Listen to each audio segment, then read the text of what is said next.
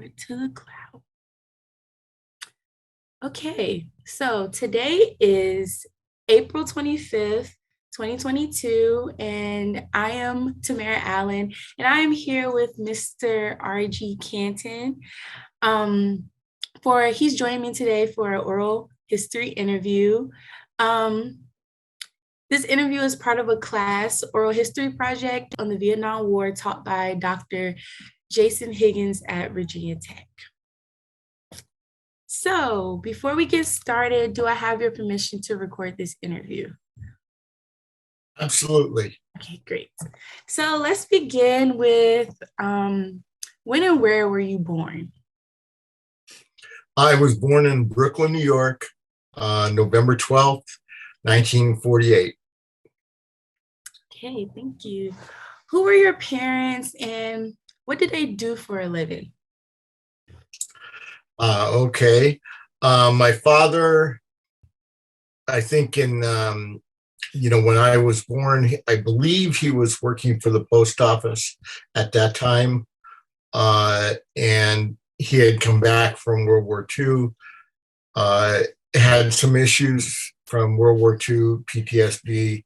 He had gotten wounded and come back. Kind of interesting. He got the same medal that I got from Vietnam. He got in World War II, a Purple Heart and the Bronze Star. So those were, anyway, so he worked for the railroad as well. And he ended up retiring with the Postal Service. My mother was a homemaker at that time, 1948, 1950. So she didn't work until she separated from my father, and we came to Los Angeles. So prior to that time, when we were together with my father, she didn't work originally, and then later on she did. Okay. And she was a single mother. Oh, sorry. I'm sorry. I didn't mean to. No, that's okay. No, I'm add stuff. So sorry. It's fine. No, it's fine. Thank you so much for sharing a little bit about your family and who they were. So could you just tell a little bit about your background and, where you grew up, things of that nature? Sure. Well, as I said, I grew up partially in New York from the time I was born until I was about 8 years old. Lived in Brooklyn, New York. Actually, I was born when I was born. We were living in Canarsie, New York, which is right by the ocean. It was I forget what you call them, Quonset huts. Quonset huts, which were from World War II, where they put recruits and officers and things like that before they went to World War II. And then my father, when we came back, we lived at the Quonset huts in Canarsie.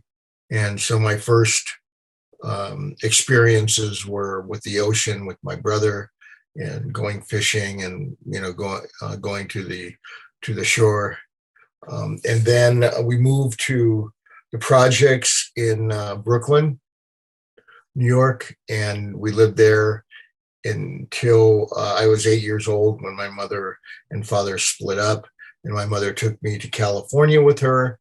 And then I grew up pretty much in a suburb of Los Angeles, Bell Gardens, and then Bell, and then Cudahy, all in Los Angeles. Okay, thank you for sharing once again. So if you could just talk a little bit about your family. I know you've already discussed your mother and father. If you had any siblings, any cousins, anybody who kind of just influenced your life heavily or that you just like to share? Yes, my brother Eddie. Actually, he was 11 years older than me, and so even my big brother, and that's it on siblings. Influences beyond that, because we went from New York to California, I didn't have a lot of contact with friends or relatives. I had cousins in New York as well, and then I had cousins in from my uncle and cousins from my aunt. Two boys and two boys, strangely, but uh, then when we moved to California, I really didn't have any contact with them at all. But even when I was growing up, we didn't live that close. I think my two cousins from my aunt lived in Bronx, and we lived in Brooklyn. So um, I knew them, but didn't really have a lot of contact. They weren't close relatives per se. And then, once we moved to California, you start over, make new friends, and didn't. It was really far from my relatives. Put it that way. We didn't have any relatives out here in California. Okay, so just if you could talk a little bit about your hometowns, plural. How was it living in Brooklyn, and how was it living in LA? A lot different. So, New York is very intense and dense, and the projects are projects like they are anywhere else.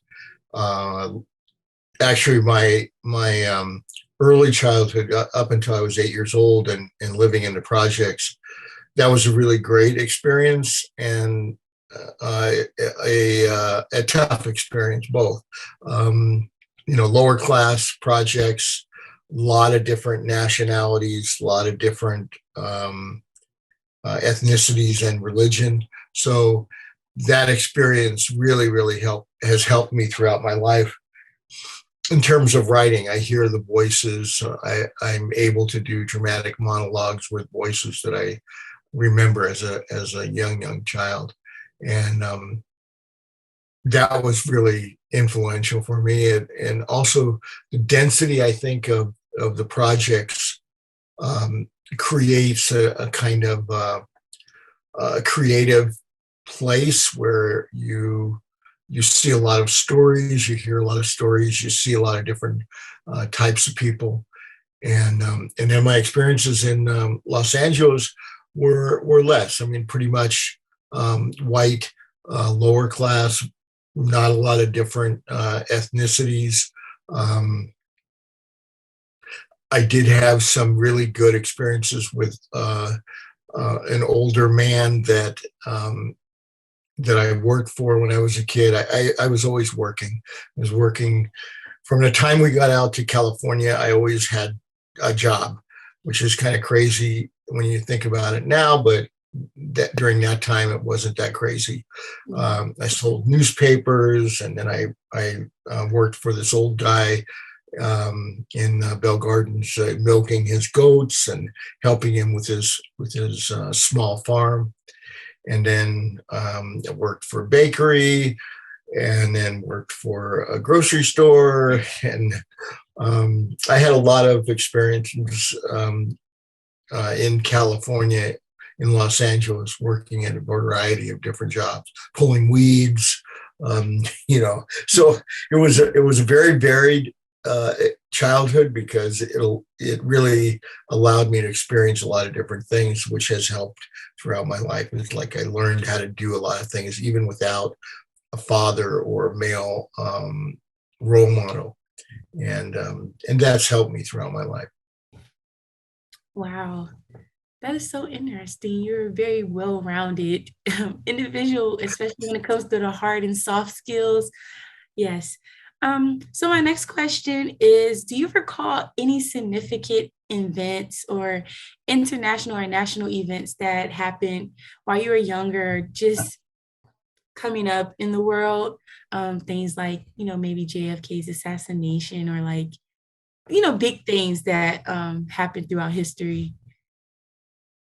Yeah, I would say the Kennedy assassination was huge. I remember we all cried in class. I mean, he was a very popular, charismatic president, similar to Obama in many ways, in the sense that a lot of people really liked him, and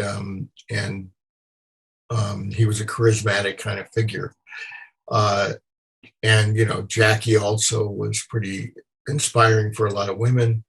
Um, also, I would say prior to that, and I was really young, but it relates to all the anxiety we feel these days with the, Ukrainian war and Putin, and that is the nuclear missile crisis. That was 1962. And I was old enough, 13, 14, to understand that that was a very scary moment. And it's hard to comprehend at 13 or 14 what the nuclear war and all that kind of stuff. But we also um, had and I remember in classes we would talk about things, and the weird thing of getting under the desk in case of a nuclear attack. I mean, it was, those are kind of funny to look back on now, because I'm not sure what going protecting yourself with a desk would really do with nuclear war, but it was like a fire drill. Okay, everybody get underneath the desks and hide and wait for the sirens to go to no longer be going. So those are the two big experiences I had. But actually, up until I was 18, which would consider me an adult, still when I was 17 and in high school, the other big event in my childhood was the Watts riots.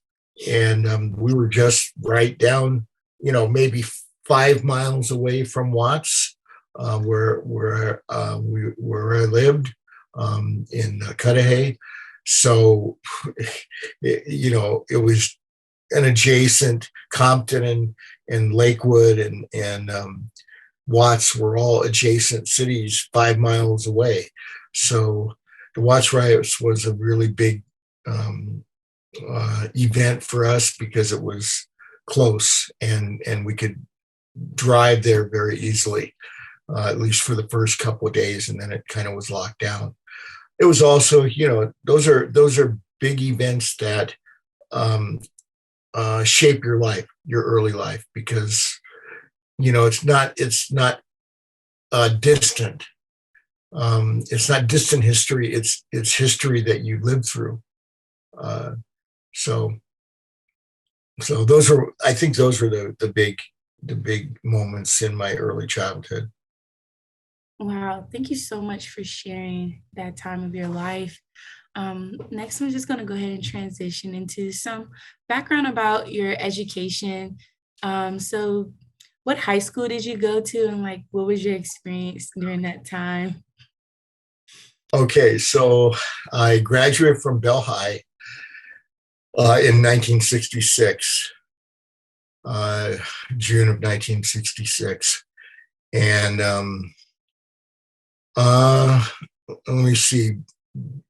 I was not a great student in high school for the last year and a half because I was working, and yet I was fairly smart, and as once I did graduate, I did go back to college. I went to a junior college before I got drafted, LA City College, and then I've had a long history in education. So, but that comes later after the Vietnam War.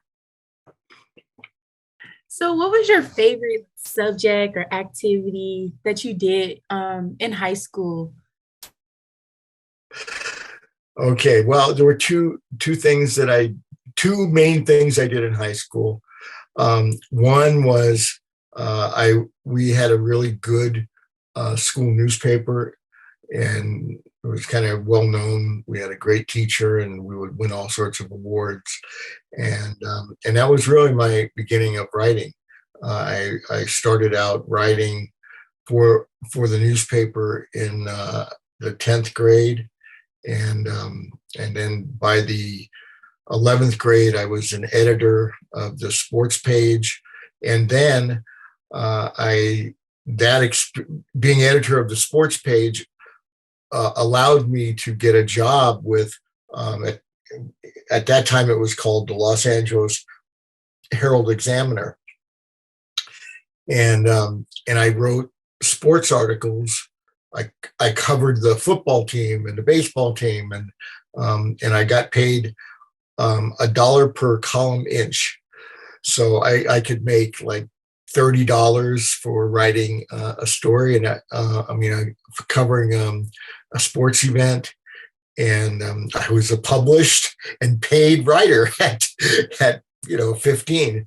So that was pretty amazing for me, and it also gave me a really good discipline of writing.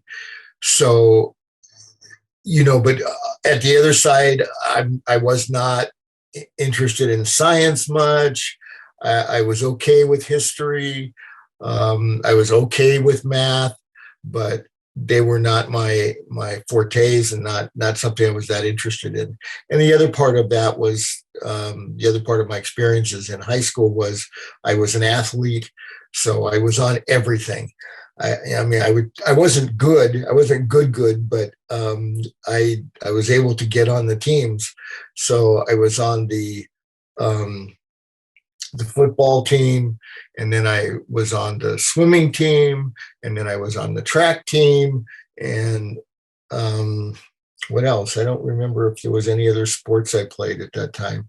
Wrestling, but yeah, I was at that time a fair, not a great athlete, but a good athlete, I'd say. Wow.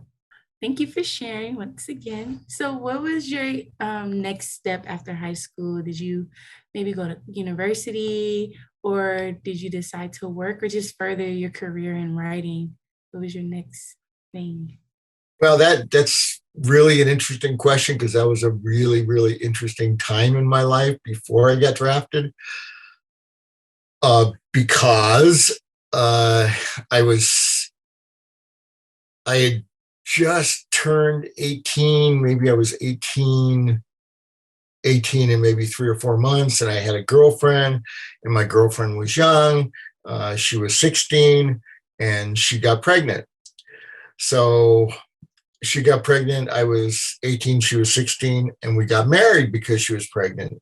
At that time, there weren't like similar time as now. It wasn't easy to get an abortion, and generally speaking, when you came from the lower classes, you were expected to get married, and so we got married, and I basically got a full-time job with the telephone company. It was Pacific Telephone, which was the precursor to AT&T. And I drove a vehicle for the telephone company, and delivered mail, intercompany mail, and got a chance to learn Los Angeles very well by driving around Los Angeles. And it was a good paying job, and fairly good paying job for a young person. And let's see. Yeah, I had that job up until I got drafted. And then I started college. Once I got the full-time job and we got settled in, my wife got, she had a miscarriage because she was young, and there were problems. She had a miscarriage, but we stayed married even after the miscarriage. So, and then, a year later, I got drafted pretty early. I was 19 and 3 months when I got drafted. They needed a lot of people at that time, because that was right around the Tet Offensive of 1968, where the war changed dramatically, and so they were drafting 200,000 men a month at that time, to get into the service to build up the troop strength in Vietnam. Thank you. Wow. Wow. Thank you. So next, we can go ahead and talk about a little bit more about your military experience. So you shared that you were drafted when you were 19 years old. So do you feel, well, what was the preparation for you when it was time for you to go off?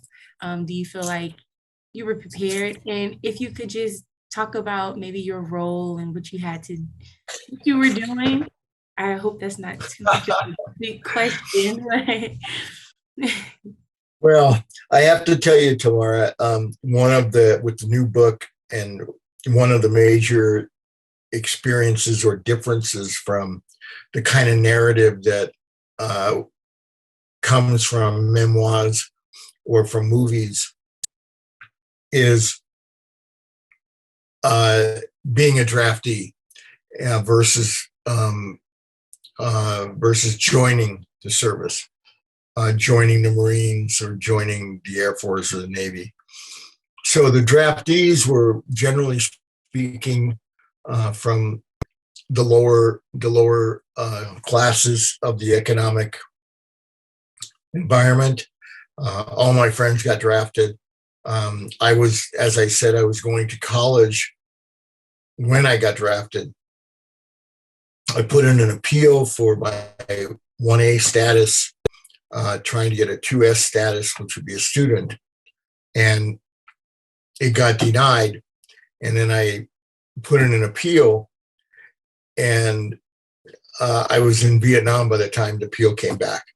So was I prepared for the war experience? I mean, I went to, like everybody else, boot camp and then advanced infantry training. They asked me, I scored pretty high on the test, so they asked me if I wanted to be an officer. But I also knew that if I were an officer, it was a very dangerous job in Vietnam. I would go to Vietnam as an officer, as a lieutenant, and I didn't want to add another 6 months onto my time. I was not enthusiastic about going to Vietnam in any way.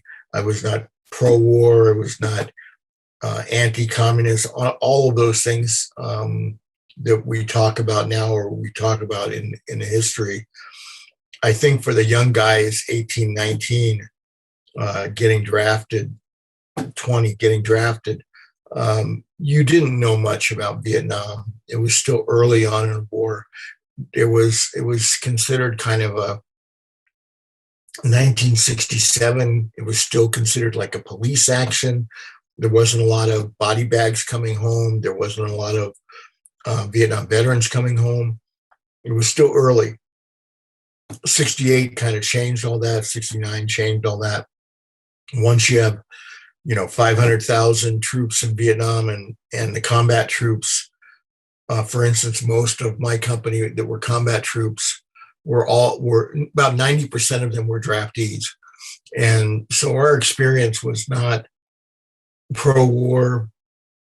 We were not gung-ho in any way towards the Vietnamese. It was like, this was what we had to do. We got drafted. It was either that or go to jail. Or with the lower classes, you generally didn't have a lot of options to go to Canada. We just didn't have the money. Nobody had the money, and so we just went. My preparation was, in boot camp and advanced infantry training. And that was 8 weeks of boot camp, 11 weeks of advanced infantry training, and then go to Vietnam. But I would have to say that no training prepares you for war, and particularly that war.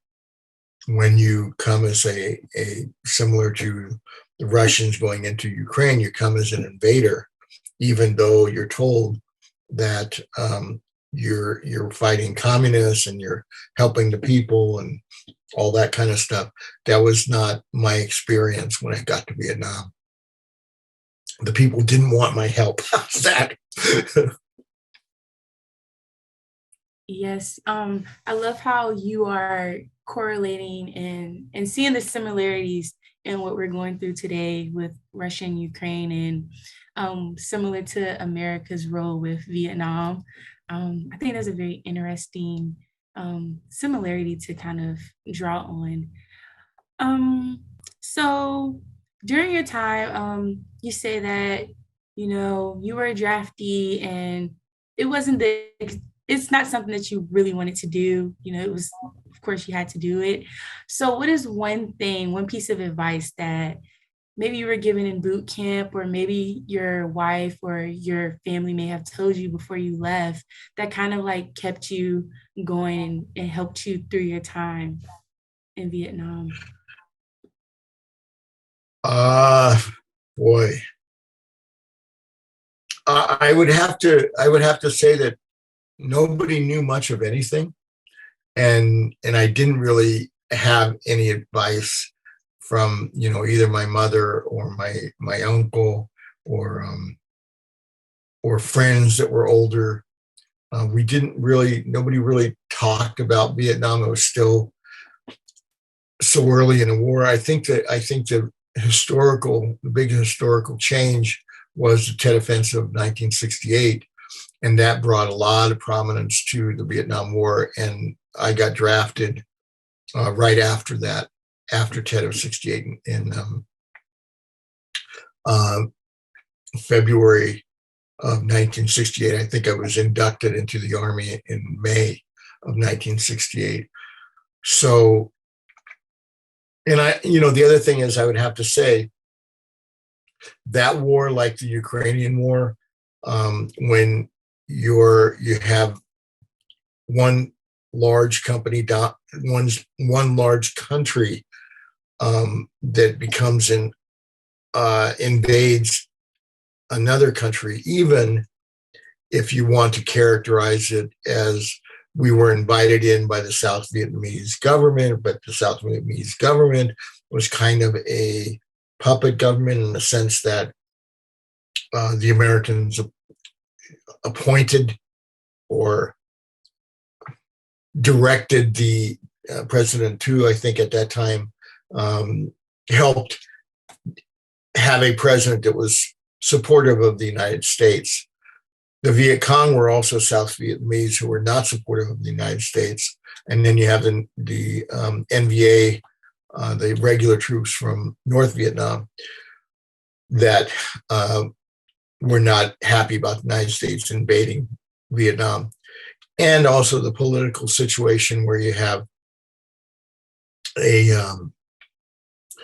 where you have Ho Chi Minh, who was a very, very popular um, politician, president in North Vietnam, and would have won the vote, would have carried the vote, and there wouldn't have been a North and South Vietnam.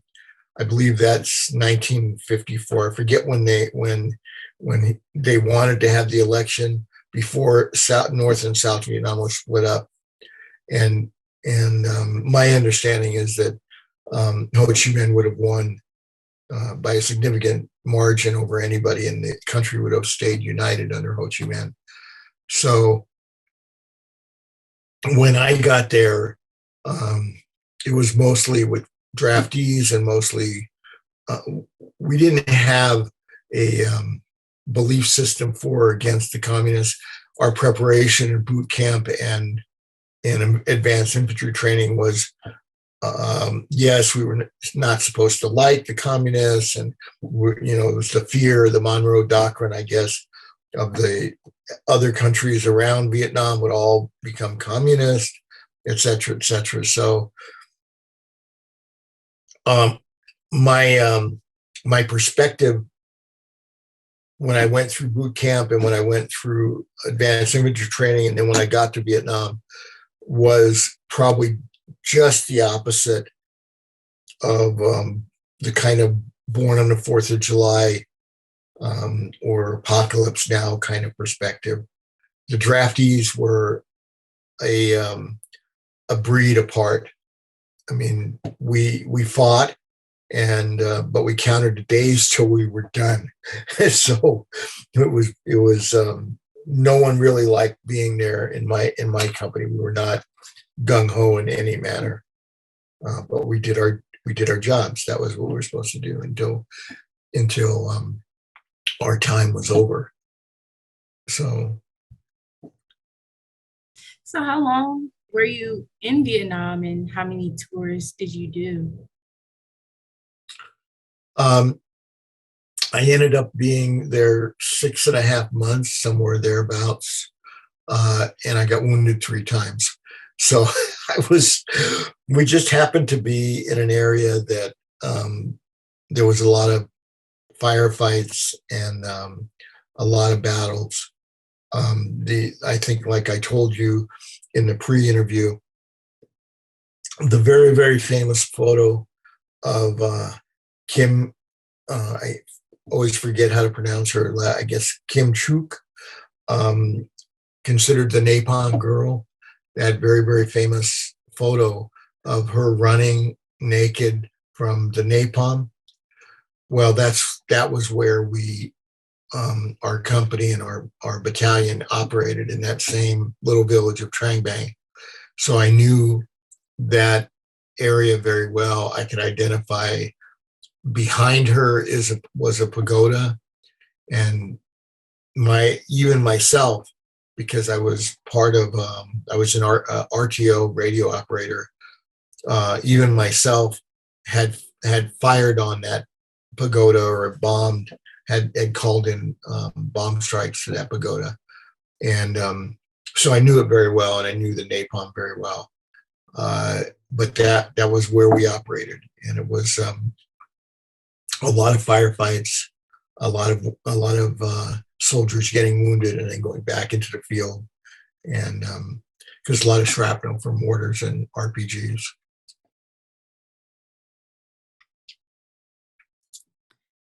Wow. I keep saying wow. I don't want you to just a little, I think I'm just really intrigued just hearing your story right now. So just, yeah. No, not at all, Tamara. My experience, it has been unusual in a lot of respects, but everybody has their stories. Yeah. Vietnam is Vietnam. That experience, and many years there for the American government. Everybody has a different story. Yeah. I guess the one narrative that I would say that I feel has not been pervade, whether it's in Hollywood or in books, has been the draftee experience, because it is significantly different. Um, if you're if you're taken, in a sense, and um, you have to fight, even though you may not want to fight or may not be for what the United States policy is, you don't have a choice. And the choices we had was fight or go to jail. And, I guess also the experience of Muhammad Ali, when he was drafted and refused to go, and spent years fighting, having to go to jail. For a lot of us, it was like we didn't want to go to jail, we didn't want to go to Vietnam, but the choice, we'll go to Vietnam because that was a better choice. If I had had friends in Canada and all of that, I would have gone to Canada, I guess, but I was neither that knowledgeable. And it was also, I guess, the experience of not knowing and believing, oh, it's a war. My father went to war. It's my duty. Um, and so you go, and then you learn. So I learned from going, even though I wasn't really for the war, and certainly once I got to Vietnam, if I was not for the war either, it basically informed me of what war was like and what um, Vietnamese people were like. Wow. So while you were in Vietnam, would you have chosen a different role in what you were doing within your company. So, yeah, like I know when you go to war, you have like different jobs. Like if you're on the radio, or if you, like you said, the officer, would you have chosen a different role, or did you? I don't want to say enjoyed, but were you kind of content with what you were doing? Well, actually, Tamara, that's a really good question.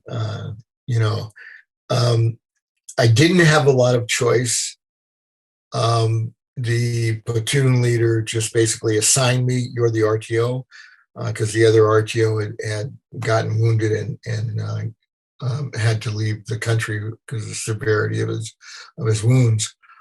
But I would say I enjoyed being an RTO, a radio operator, a lot more than I would have enjoyed if the platoon leader had chosen me to be the point man, or had chosen me to be on the machine gun, the M60 machine gun.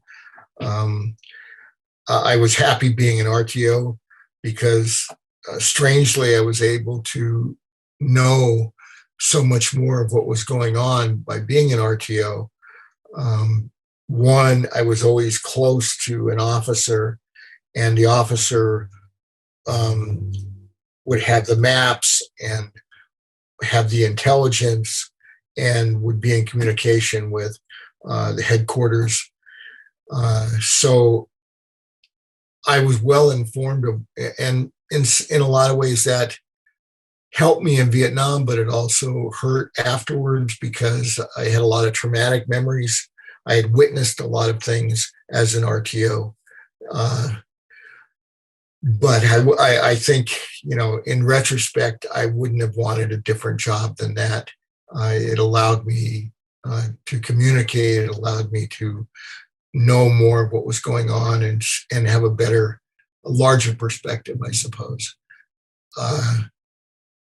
And some of the jobs that, I mean, you're in a war zone. There are no really good jobs.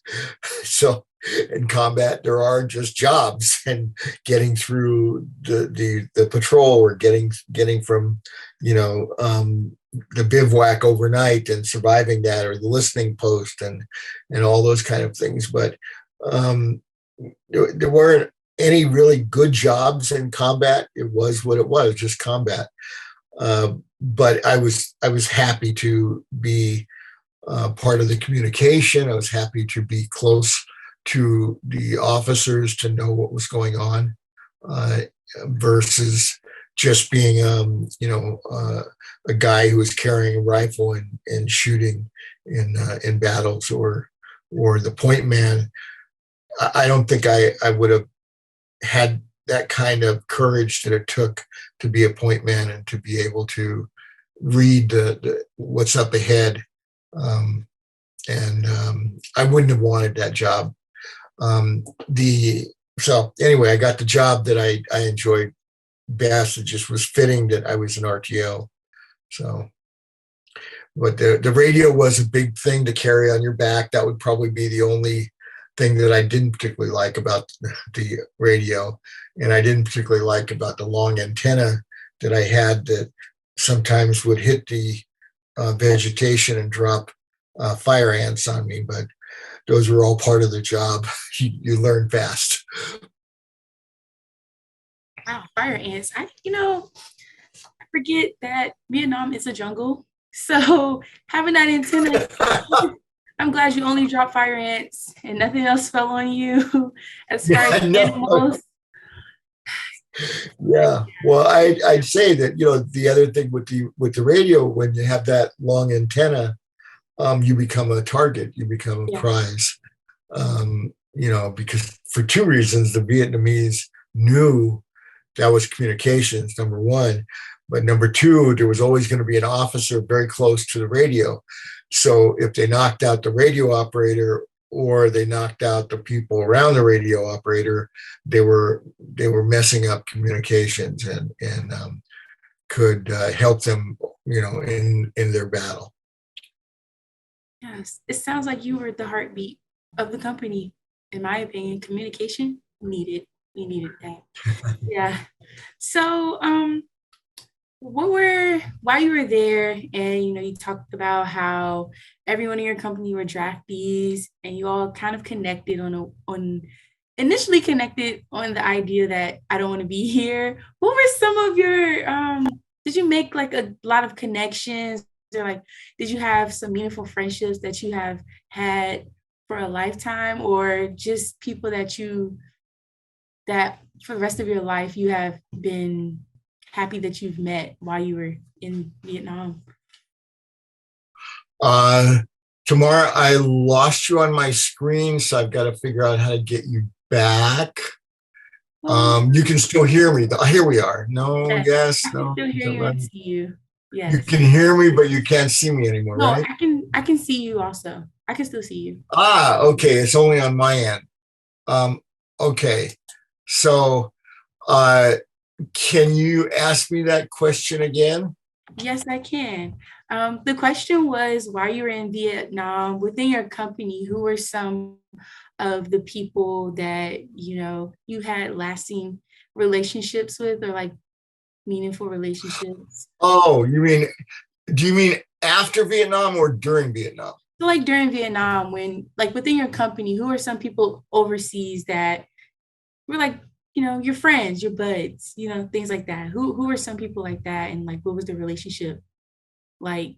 Okay. So I had my two best friends in Vietnam, was um, a guy named Lonnie, uh, and uh, and Devil. So those were my two best friends. And it just so happens they were both black, and both draftees. Lonnie was from San Francisco, and Devil was from Detroit. But we all had very similar experiences uh, growing up, meaning that we were all uh, from the lower classes, and the other thing I have to say that probably is not something that's heard a lot, but our I'm trying to get you back as well at the same time. So there we go. You're back. Hi, Tamara. Sorry about that. No, it's I fine. clicked something and I lost you. Devil and Lonnie were my best friends. Lonnie and I lived in the bunker together, and Devil lived in a bunker separate from that when we were in the fire support base, and it was called Fire Support Base Pershing. And Lonnie and I came into Vietnam pretty much the same time, within a few days of each other, and so we claimed the one empty bunker that was left, and Devil was in one of the bunkers near us. Um, we forget often we forget that 1968 was a very volatile time among blacks and whites in the country. 1968 was when the Black Power, Black Panthers, and the Black Power movement really took form, I would say, or impetus, because of that was the year when and I forget their names, the two black athletes raised their fists during the medal ceremony, and it became like this enormous thing, and it was it was a difficult racial time. What we forget often seems to be that those racial tensions still existed in Vietnam. And I wrote a poem in the book about the experience that Lonnie and I went through, because we were the only mixed race bunker in the fire support base. I never really thought a lot about that when I was writing my memoir, The Light Where Shadows End. I mention it, but it wasn't a big issue. And in the poetry book, Remembrances, it really, really dawned on me how unusual our experience was, because Lonnie and I were from California, and he was black, I was white, And in the fire sport base, there was a lot of segregation. It's kind of weird to think of that way, but the bunkers there were like neighborhoods of black bunkers and neighborhoods of white bunkers. And Lonnie and I were a mixed race bunker. So whenever we walked around the fire sport base, we would get, flack, I guess you would call it, from either the blacks or the whites. And that was part of our experience. And it was weird because, you're in a battle zone, and when you're walking up the trail, it really doesn't matter what your skin color is. It doesn't matter in any of those scenarios, because you're all fighting together as one unit. But when you come back to the fire sport base, there was issues with blacks and whites. Not fights, but there was the tension, and there was the at that time, being draftees, everybody knew what was going on in the United States, and there was 1968 was a very volatile time. So it was a very odd and I think unusual experience. For me, because I had grown up in the Brooklyn projects, race wasn't an issue for me. It was everybody's lower class, and we're all in this together. And I had they were my best friends, so I had a lot of things in common with them, even though they were black and I was white.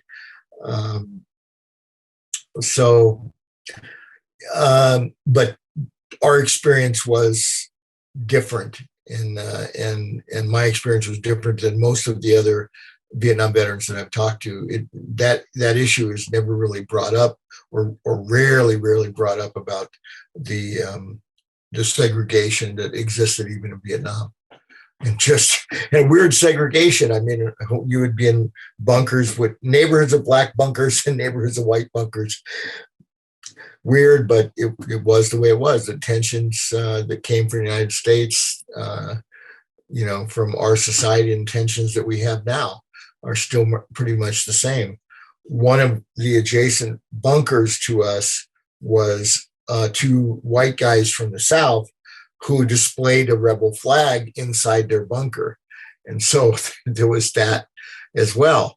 People don't think about that in the Vietnam War, or I don't know if Afghanistan or the Iraqi War, but definitely in 1968, there was a lot of confrontation among the races and difficulty among the races, and Vietnam did reflect that.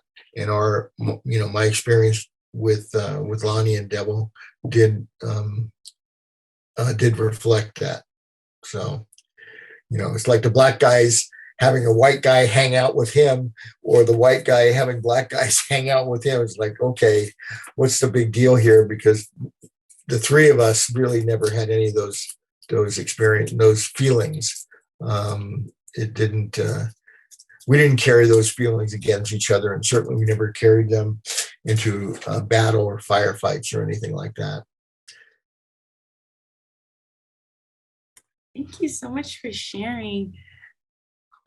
So my next question is kind of like, how was your transition with your experiences in Vietnam, and like your experience as a draftee, and then your experience with having African American or Black American besties in Vietnam? Like, how did those experiences impact your transition from leaving Vietnam and coming back into the American society that was present during that time?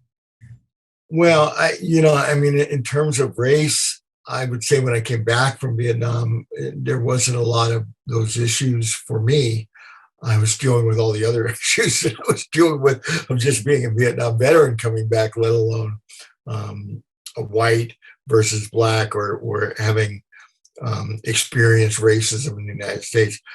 Our experience, I would say in general, I can't be sure how a Black American felt coming back, if they got more things directed towards them because they were Black and a Vietnam veteran. I actually have never read anything from anyone about that. and it would be an interesting research project. But given that, as a Vietnam veteran, you're coming back and you're dealing with so many things, just trying to adjust to American society, just trying to make contact again and closeness to my wife and my family. PTSD, followed me around for a lot of years, and those years coming back were part of that. It was hard to relate to my wife. It was hard to relate to my family, and also it was, a big part of that coming back home experience had to do with the last time I got wounded. I got wounded very severely. Wasn't supposed to live. Had brain surgery. Had shrapnel taken out of my brain, and had shrapnel around my heart, and spent 9.5 months in the hospital. So I guess my most intense experiences, or most prevalent experiences coming back, was just being a Vietnam veteran and dealing with the society as it was, and trying to express the traumatic experiences I had. And this is, during that time, this is pretty much what Vietnam veterans were coming back with. It was difficult to talk to anyone. We didn't want to share our war experiences. So it was very difficult to assimilate. I think the Iraqi and Afghanistani veterans also have this issue: depression, self-medication, alcohol abuse, drug abuse, etc., nightmares, night terrors. All of those were part of my experience, and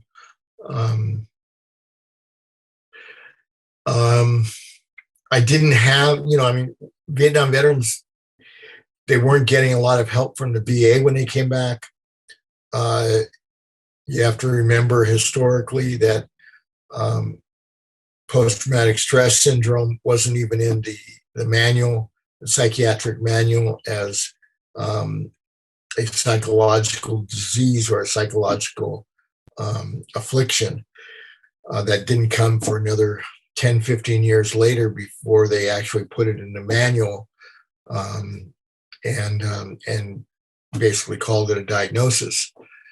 So those early years coming back from Vietnam, we were pretty silent and angry and frustrated and dealing with stuff we didn't understand, and that was the impetus for Vietnam veterans creating groups, talk groups, and Vietnam Veterans Against the War was created in 1967 as part of that, as an outlet, and as Vietnam veterans who had come back and weren't for the war and didn't really like how it was being portrayed by Nixon in 1968 and onward. So it was a very difficult time of adjustment and assimilation. We,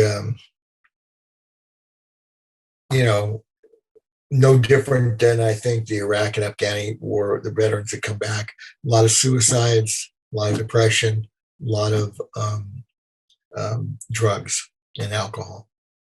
So we didn't cope very well. I mean, I don't think anybody really copes very well with the war combat experience or traumatic experiences like that. Wow, thank you for sharing once again.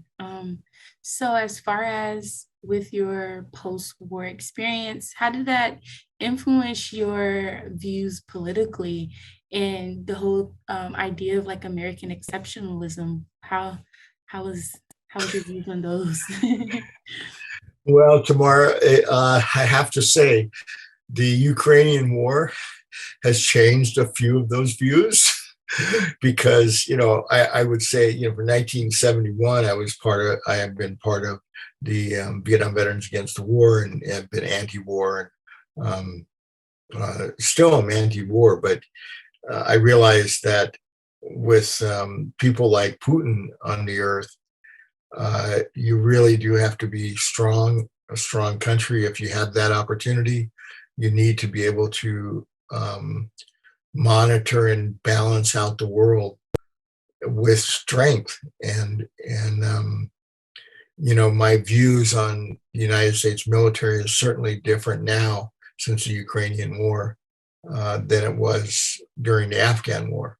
Um, I think that the United States in general has poked its nose into too many different countries' business and regimes, and but it's also part of the Monroe Doctrine, the fear, of the country being divided into communists and capitalists, and that was the argument in Vietnam.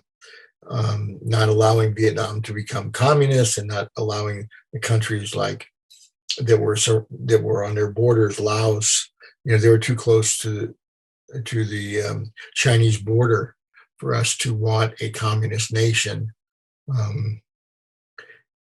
But that time is really, it's hard to imagine either China or Russia as a communist nation because they're so authoritarian. Especially Putin is, more or less a dictator, and the Chinese government, especially what's going on with COVID now in China, autocratic and countries that are controlled by a small group of people or one person, you lose your freedoms. And I really value the United States much more than when I came back from Vietnam because of those freedoms. We do have freedoms that few other countries have, and American exceptionalism allows us to have them. If we had, what's topical these days is the coup attempt, in 2021, 2020.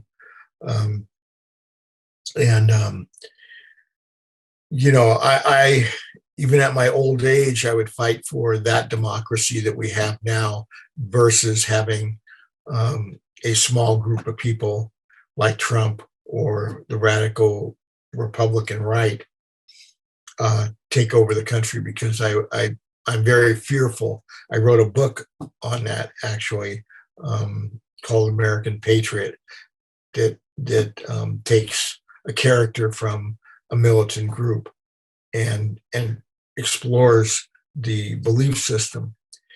And it's pretty scary. It's pretty scary what the country would look like had the coup attempt been successful. And so my politics are informed by these historical events that makes it much different now than it was 5 years ago. We weren't thinking about a small group of a white militarist group taking over the country and what the country would look like if they did. So my politics are informed by our events. I mean, the events with Russia invading Ukraine and the Ukrainian war, and the coup attempt that was very dangerous and almost was successful, and the extreme part of the Republican Party makes me very fearful. I mean, you have to understand, it's kind of, when I first heard there was a group of people calling themselves patriots, and what they believed in was so antithetical to myself as an American veteran who would be a patriot. It's like flipping in an Alice in Wonderland world, where if I were a patriot in 1968, my belief systems were we were fighting an illegal war and it wasn't right, and we were invading this country. But I was a patriot by being an anti-war protester. And then, in 2020, we have people calling themselves patriots that have rebel flags. It's a real bizarre, weird twist of history. And, I'm old enough that I've lived through that. And initially, when I saw them, in January 6th, and I saw the rebel flags, or actually in Charlottesville when I saw them, and they were chanting, "Jews will not replace us." Well, I'm half Jew, so I'm half Jew, and I'm a Vietnam veteran, and I will not replace you. I mean, how does that make you more American than I am? So it's a pretty bizarre twist in history, and I would say, I have been informed in my life by the events that have happened during my lifetime, and have been willing to change accordingly. I had a revelation in 2015 when I went back to Vietnam, and I was the subject of a documentary in Vietnam about going back to Vietnam and going back to Trang Bang and meeting with the soldiers on the other side, the Viet Cong and the North Vietnamese Army soldiers. And that changed my life. I mean, up until that time, going back, and I cried, I grieved the whole time I was there. I was there for about a month. And it was really a tough experience, but that experience allowed me to have reconciliation of the Vietnam War now. I just by being with the Vietnamese in Vietnam and going back to where I had gotten wounded and gone back to where to Trang Bang, it really changed my perspective on so many things. I learned how to forgive myself and forgive what we did by going back. So anyway,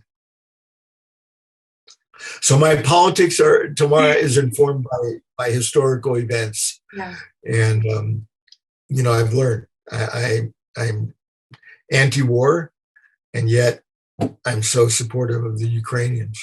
Yeah. I think it's so deep and impactful when you say that your politics are influenced by or informed by, historical events, because you have lived through these historical events. You've been an ingredient, I would say, in the recipe of these historical events. So when you say it means a lot. So once again, thank you for your service. I said that in a pre-interview, but thank you so much. So next, I just wanted to transition into talking about your life now. You are a successful author, poet, literary, I will even say educator, scholar. And when you're speaking, it kind of seems like everything you've done in your life has led up until now with some of the things that you're doing. So if you'd like to just kind of share what it is that you do now, what is some of your passions and where those passions actually were birthed from. Wow. Another great question. I'll give you kind of a facetious answer in one respect, and then give you the general perspective. I don't know, but I suspect that the brain surgery that I had to remove the piece of shrapnel in my frontal lobe changed the way my brain operates. Yeah, I was a creative person before I went to Vietnam. I was a writer, and I wrote for newspaper and all of those things. But after my experience in Vietnam, and I got out of the hospital, then I became a real writer. And I guess the brain injury, why I'm saying I was facetious, I had loss of memory. I didn't have emotional memory when I after the brain surgery, and I didn't have recognition to my wife and my mother. I knew who they were. I could look at a photograph, but I had no emotional memory. I could look at photographs from my childhood and I could say, oh, yeah, but I couldn't remember the experience, and I couldn't remember the feelings about the experience. So I couldn't bring that up when I saw a photo, I was empty emotionally with that. And that was a big part of my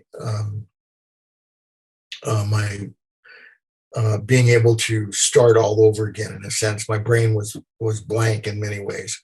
No, I for a number of years I didn't have very good short-term memory, and I didn't have the emotional memory. So what that allowed was, creatively, I work in every genre there is.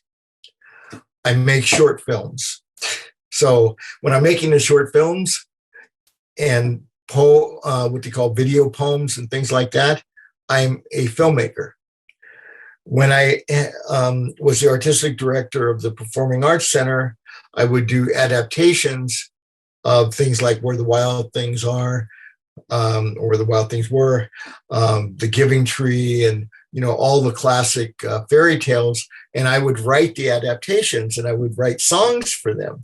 Well, I'm not a songwriter. I don't know anything about music, but it just allowed the freedom creatively of whether I had a gap in my brain or whether it just filled in as an adult and became something different. I'm able to do that. I write memoirs, and when I first got married, my wife asked me, "Well, why don't you write prose? Why don't you write novels?" I said, "I can't write novels. I can only write poetry," and so I was like, "That's all I was. I was a poet. All I wrote was poetry." So then I started writing the prose. Wrote the memoir, and the memoir was really successful. The Light Were Shadows and is one of those classic books that keeps getting another edition. So I did that, and it was like, okay, well, then in the last 10 years, I wrote the Surviving COVID, which is just pure nonfiction and kind of in an essay format. I'm currently writing the book that that's going to be published in Amazon this week, and just went out to yourself and friends and things like that, people who I have been associated with. That's a book of poetry and stories. I'm working with my friend Victoria on writing songs for Ukrainian songs.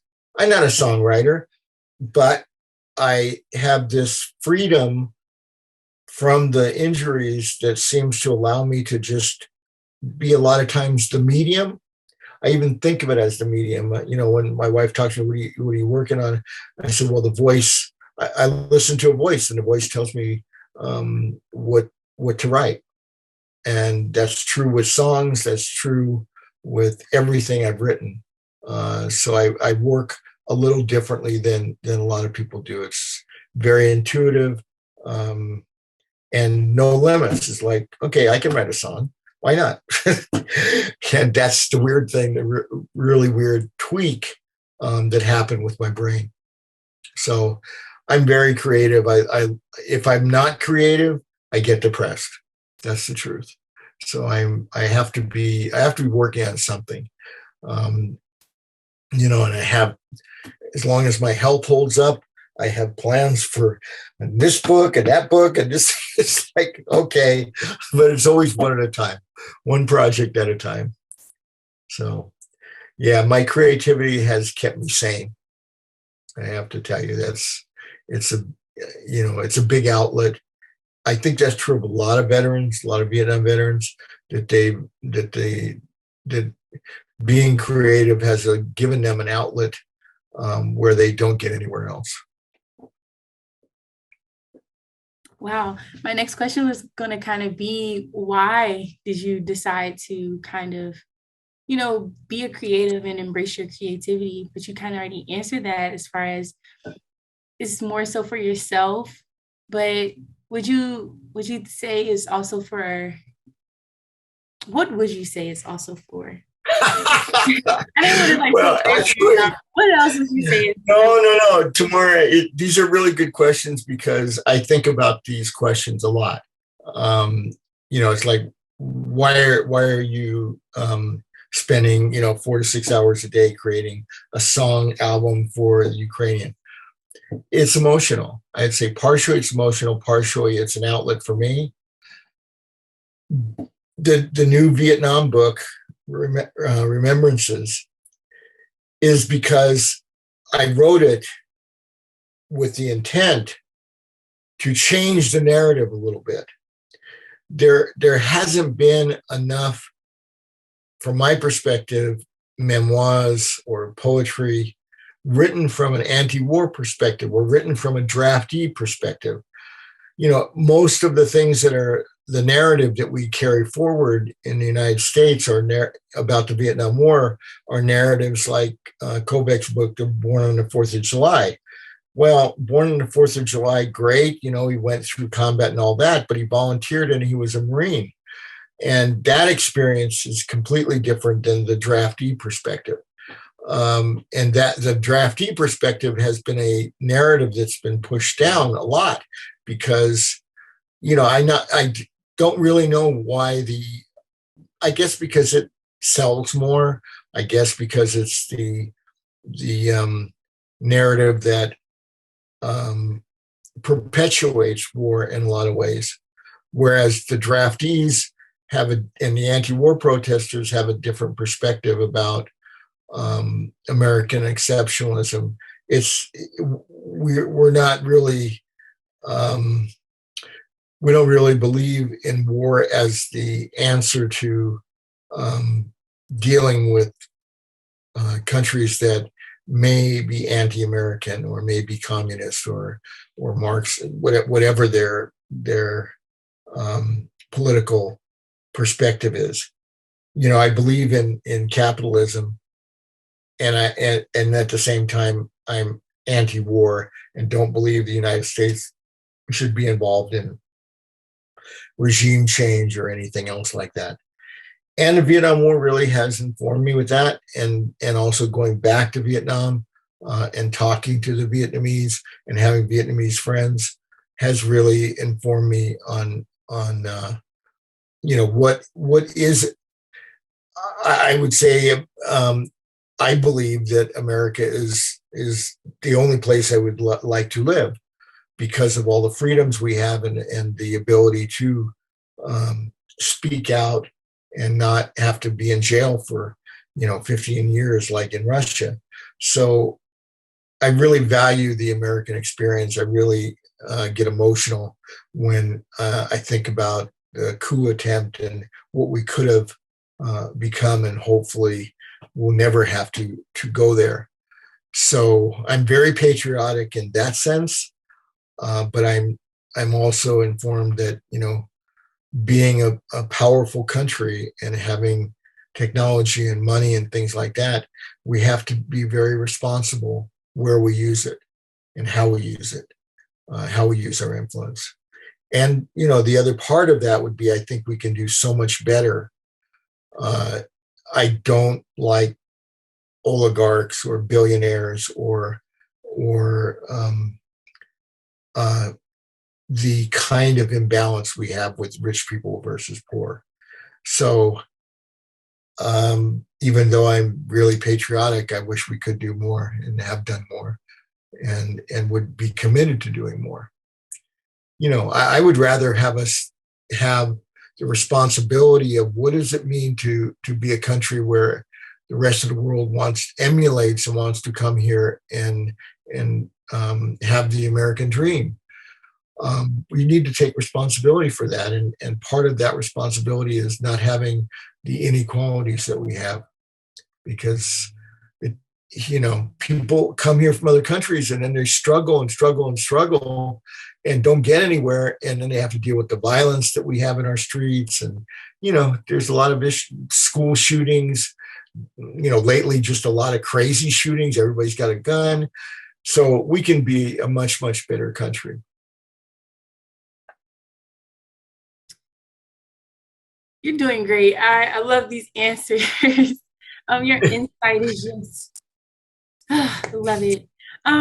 So I just wanted to ask right now, just how is the family life now. You talked about going to the military young and then your father having military experience. What is it like now with your family, and if you have like grandchildren, great grands, how is the dynamic for you? Okay, so that's another really great question. My wife and I have been together for over 25 years now, and we've had our ups and downs and difficult times. She's Argentinian, went through the junta in Argentina, and so she has those traumatic experiences, and had very similar experience. She had a sister who was 11 years older than her, uh, and her sister died of leukemia. I had my brother who we got separated from our families when I was 8 years old, and we never got back together, and I never saw him again from the time I was 18 on till he passed away about 3 years ago. I never saw him.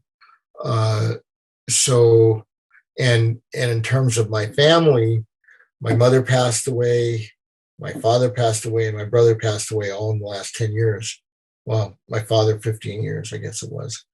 I have a son um, that lives in Switzerland and is a Swiss citizen, because he got adopted. Um, he got adopted by, it was a the his mother remarried, and basically the father adopted him. He became a Swiss citizen, and I see my son Shane maybe 3 or 4 years apart, because it's difficult. I would have to go to Switzerland. He would come here. He has a family, so I have two grandchildren, but not close to them. I wish that I had a closer family, and I would say that the creative side of me is able to um, use, have an outlet that satisfies me to some extent of not having a close or a large family. Again, when you grow up with a single mother and you grow up pretty much separate from your cousins and things like that, you pretty much get used to living that kind of life of more the creative life and more less social life, I suppose. Um, Friends and grandkids and things like that are not as significant to me as I believe it would be for other people because of my childhood experiences and the way I grew up. I welcome it when I see my grandkids. I'm ecstatic to see them, but I don't have a close knit family. And my wife, because she's Argentinian, she doesn't have any relatives here in California or even in the United States. So, you know, we live the way we live, and it's good. I mean, I'd say it's a little empty sometimes. Wanting more, like Easter Sunday or the holidays and things like that. It'd be nice to, or Thanksgiving, nice to have a big family gathering and stuff like that. But I haven't had it, and I'm okay without it, I guess, at this time in my life. It bothered me more when I was younger, but it doesn't bother me as much anymore. Thank you for sharing. Um, I just wanted to, I don't really have any more like specific questions. Is there anything you would like to just share that we didn't discuss in previous questions that you just want to, share, talk about? Yeah, I mean, the one thing I would say, like I said earlier, going back to Vietnam was an epiphany for me. It was a life changing experience. After all these years going back to Vietnam and meeting the Vietnamese people and walking the places where I walked when I was young, um, when I was 19 and a soldier there, was it seems to have been the only way that I could have reconciled the experiences I had there.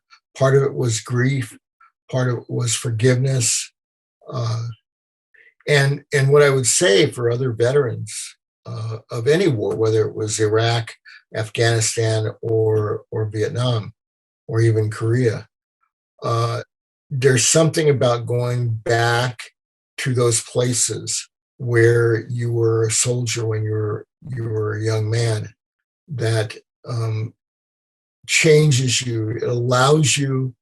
To it allows you a certain kind of closure that I don't think you get through therapy here or through talking or even writing or about those experiences does. I really believe uh, going back to the place where you were young and trauma touched you uh, or you experienced can help you to overcome the trauma faster and more completely. I felt and have felt completely relieved by going back and still have friends that are in Vietnam from that short journey of a month in 2015. So I would recommend that any Vietnam veteran who is still dealing with any of the trauma from the Vietnam War go back and revisit where you were and grieve and find a way to forgive. Forgiveness is the big one. Um, if you're able to forgive yourself and forgive the American government for sending you there and for what you did, whatever you did in Vietnam, um, goes a long way towards mental health and helps you get over depression and drug addiction and self-medicating. So that's my recommendation for anybody who sees this. If they're a veteran, they should try to go back to where they were a veteran and where they suffered a trauma. And I think this happens with most people. You get flooded. If you're a rape victim, I can imagine it would be very, very